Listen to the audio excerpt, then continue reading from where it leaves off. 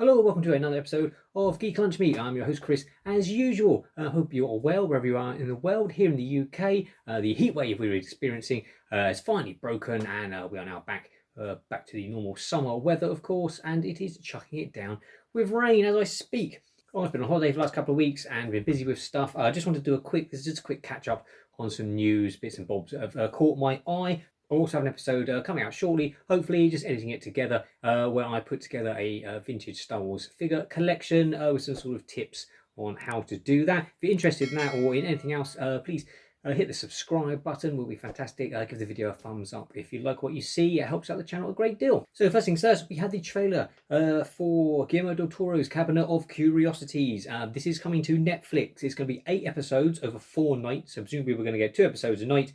Starting October 25th, so in time for Halloween, and it's about horror anthology. We have got directors. We've Annalie Amapour, who did A Girl Walks Home Alone at Night, the sort of a creepy, atmospheric vampire movie a few years back.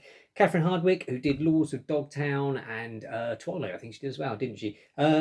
Jennifer Kent will be directing an episode. She did the Babadook, the great, creepy, really quite freaky in places, sort of psychological horror. If you've not seen that, check that out.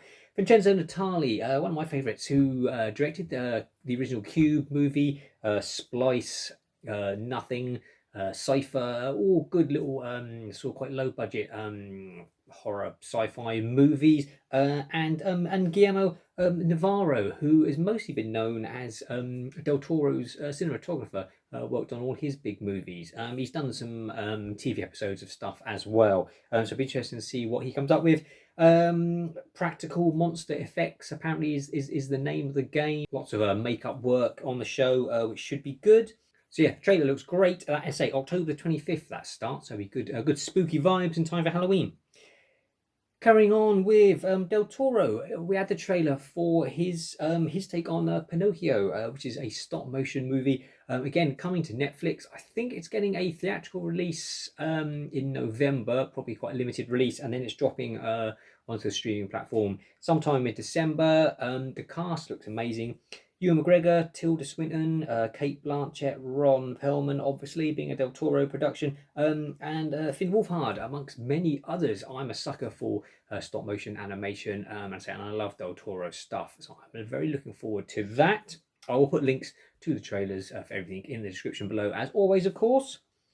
What else we got? As I record this, She-Hulk Attorney at Law starts on Disney Plus tomorrow. That's the 18th of August. Advance Word have said it's pretty funny. And it gets better as it goes along. Lots of cameos from various different heroes and villains, I think, as presumably as her clients. So yeah, let's say that is She-Hulk Attorney at Law starting tomorrow, or if by the time you watch this video, it's probably already there.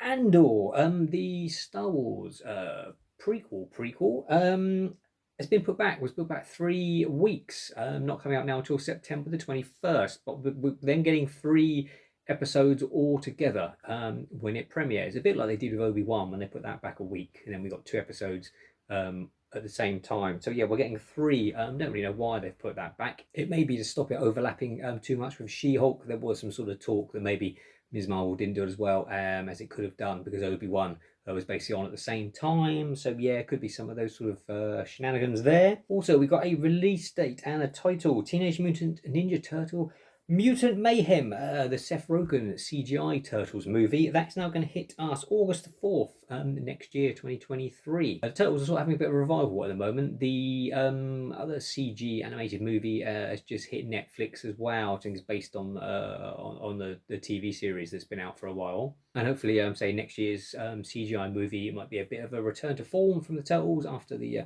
disappointing live action Michael Bay produced ones. It's been great to see The Prey. It's been getting great reviews. The Predator movie available to watch on Disney Plus in the UK, Hulu, I think elsewhere in the world. Yeah, I reviewed it. If you've not seen my review, check it out.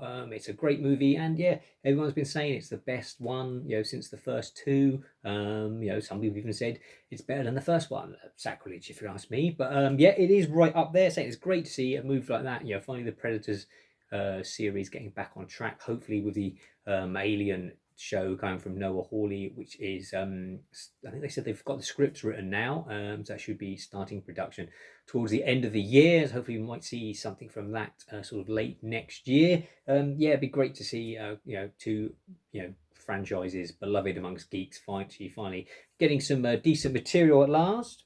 The Sandman is, of course, up on Netflix, based on the Neil Gaiman classic comic book. I'm just halfway through the show at the moment. I must admit, it started off. It's a great show. Don't get me wrong. It just throws me a bit because you've got every sort of British TV actor and sort of comedian in it in various different roles. So it sort of felt a bit like a sort of made for BBC drama to me to begin with, but it's got better as it's gone along. Some absolutely fantastic performances. Tom Sturridge, isn't it? As Dream Morpheus, absolutely superb. Yeah, absolutely brilliant in the role. That's currently going great guns, and I hope we get more seasons of that. There's been no word on that, which is slightly scary. If something is really massively popular, Netflix tends to sort of announce that there are another season's coming straight away. There's been no word, so hopefully Netflix is I know people sort of say, "Oh, Netflix are renowned for not renewing shows." They don't work any differently than any normal TV network. If it doesn't get the views, they don't get renewed. Now, obviously, Netflix don't tend to release their figures, but and they do a lot. A lot of a show, whether or not a show gets renewed, is really sometimes down to that very first week that it's released. If it doesn't, if it's not hitting the eyeballs that they want it to within that first week, they're pretty ruthless, and that's the end of it. And especially with them sort of famously quite publicly losing subscribers hand over fist at the moment as well, and talking about their prices going up and bringing in a new tier where you'll have it'll be slightly cheaper, but you'll have adverts, and also the fact stopping people sharing passwords in different households. So not Netflix not doing themselves many favors at the moment, but hopefully through all that the Sandman will prevail. Also, there's a rumor that the Goon might be coming to Netflix as well. I will take it with a pinch of salt. The Goon comic book by Eric Powell. They've been trying to get it to the big screen, CG animated film for about 12 odd years now. David Fincher, obviously from Fight Club and Seven, amongst others. Tim Miller, director of Deadpool and Blur Studios. They've been trying to bring this CG. I'll drop a link in the description below to this sort of teaser trailer they made years and years ago in an attempt to get funding.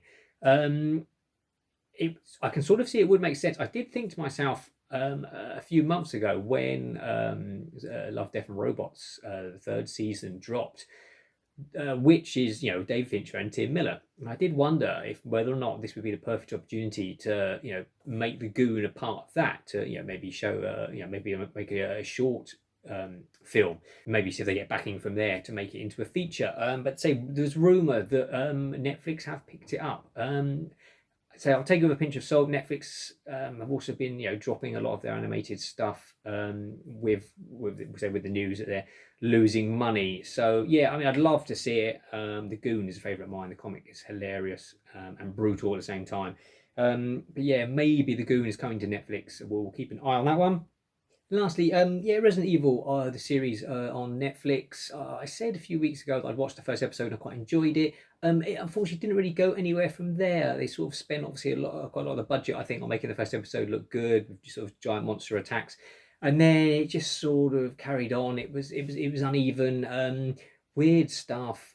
It just seems to take ages for anything to happen. It's split into sort of flashback to the past, and then in sort of in the future where sort of zombie apocalypse has taken place, but there aren't zombies everywhere, and some people are still traveling around quite as normal. It was quite weird, and then giant alligator turned up at the end. I know it's in the games. I remember it being in the games, but it just seemed to appear from nowhere. They had it for no reason, and it sort of then didn't seem to do very much as it tromped around the countryside, and then got blown up and killed, which was a real shame. Whether or not they'll get a season 2, I don't know.